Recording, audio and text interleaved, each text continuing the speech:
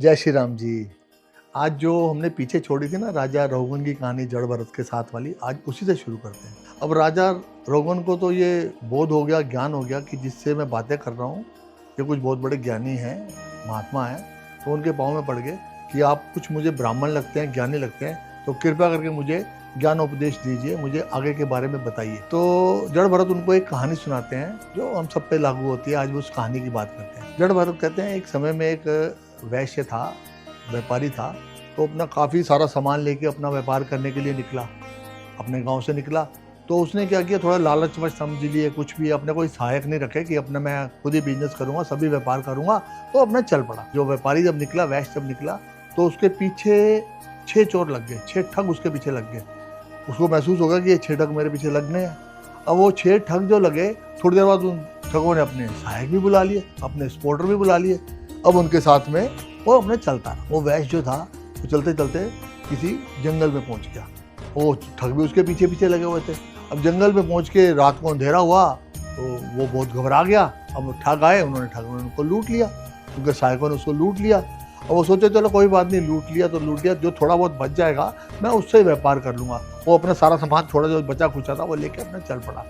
अब रात को वो चला तो रात को शेर की, भालू की, सियारों की उनको आवाज़ें, उससे बड़ा डरे।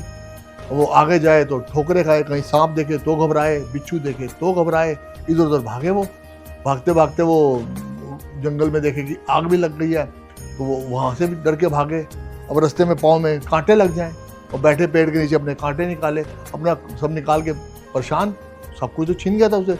भागते भागते भागते वो एक सूखे कुएं में गिर गया। अब जैसे कुएं में गिर रहा था, आधे रास्ते पहुंचा तो वो एक सूखे कुएं में बरगद की डाली लटकी हुई थी, पेड़ की था। उसने उस डाली को पकड़ के बीच में अटक गया। अब उसको उसने पकड़ लिया।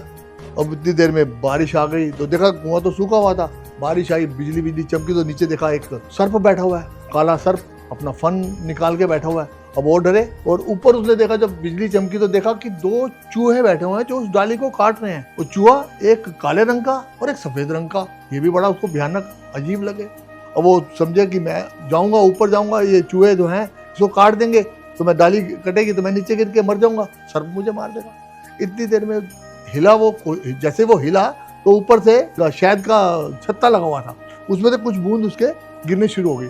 वो गिरी तो उसके मुंह पे आई। अब उसने कहा चलो इसी से जीवन चलाता हूँ, कैसे आनंद आना शुरू हो गया। तो ऐसे करते करते करते उसका जीवन वहीं व्यतीत हो गया। तो वो चूहे जो काट रहे थे, जो सफ़ेद और काले, वो डाली काट दी उन्होंने, नीचे गिरा और नीचे उसने सर्प ने उसको काट लिया। तो उसका जीवन वहीं पे समाप्त हो गया, खत्म हो गया, वो वहीं मर गया। अब राजा रघुगन बोलते हैं जड़ भरत को कि कितने भाई आश्चर्य की बात है, हैरानी की बात है, जब उन्होंने उसको पकड़ा हुआ है डाली को, तो उसको पकड़ के ऊपर क्यों नहीं आए। जड़ भरत कहते हैं सबकी यही दशा है, हम सब की यही दशा है। पूरा जीवन हम अपना धन दौलत कमाने में लगे रहते हैं, इसी लोभ में, मोह माया में फंसे रहते हैं, और अपना उस प्रभु की तरफ ध्यान ही नहीं देते कि हम उस रस्सी को पकड़ के निकल भी सकते हैं, उसको काट भी सकते हैं, इन बंधनों को। तो सबकी यही हालत है। अब कभी उससे बात करो इस जीवन के अंदर कि तुम धर्म कर्म की कोई बात करते हो, समय ही नहीं है, बिजनेस से टाइम ही नहीं निकलता। और वो जो वैश्य है ना, उसी को जीव समझो, जीवात्मा समझो, जो जीवात्मा है इस जन्म में आई है। वो जो सुख दुख उसको जो लगे रहते हैं ना, जंगल में शेर था, भालू था, ये था, वो था, ये सब बीमारियां वगैरह जो हमको लगती है ना, वो है। और वो जो काल था ना, सर्प जो बैठा हुआ था वो काल था। और जो चूहे बैठे होते हैं ना ऊपर, जो काट रहे होते हैं, वो होते हैं दिन और रात, जो प्रतिदिन हमारा समय नष्ट खत्म होता जा रहा है। और वो बरगद के जो डाली थी जिसको हम लटक के बैठे हुए हैं ना, वो हमारे पूर्व जन्म है, जिसकी वजह से हमारे को ये जीवन मिला हुआ है।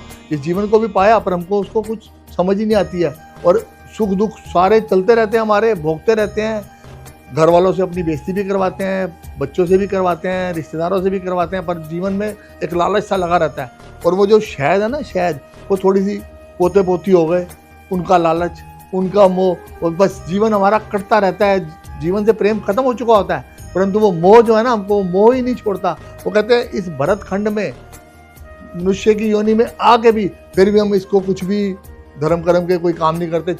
अपना कोई तप करना, यज्ञ करना, कोई ध्यान लगाना या सदगुरु को उसमें जाना, हम कुछ नहीं करते। और एक दिन ऐसा आता है, वो जो चूहे हमारे वो दिन रात हमारे जो काट रहे होते हैं, हमारा जीवन जो समाप्त हो जाता है, काल जो बैठा होता है, और वो जो अंधियारा कुआं है ना, जो ये जगत है, इसी जगत में हम फंसे रहते हैं, इससे बाहर हम निकलते नहीं, जो हमारा परिवार है। और वो जो 6 ठग थे ना, वो कौन थे? मन था, काम था, क्रोध था, लोभ था, मोह था और मत्सर था। मत्सर मतलब कि ईर्ष्या, ईर्ष्या होनी। ये ईर्ष्या हमारे को सबसे ज्यादा मारती है। किसी का कुछ हो रहा हो, हम ईर्ष्या में ही मरते रहते हैं, जलते रहते हैं। ये हमारे को, ये जो 6 ठग हैं, ये हमारे सारे संचित कर्मों को नष्ट कर देते हैं। इनसे बचना चाहिए। समझाता है पर समझ किसी को भी नहीं आता है। सब इंसान हैं, सब मनुष्य हैं, इसी में फंसे रहते हैं। वो मोह और माया में फंसे रहते हैं, पूरा जीवन निकाल देते हैं। सब इन्हीं में फंस के अपना जीवन को निकाल देते हैं। आज के इसको यही विराम देते हैं। जय श्री राम, हरि इच्छा।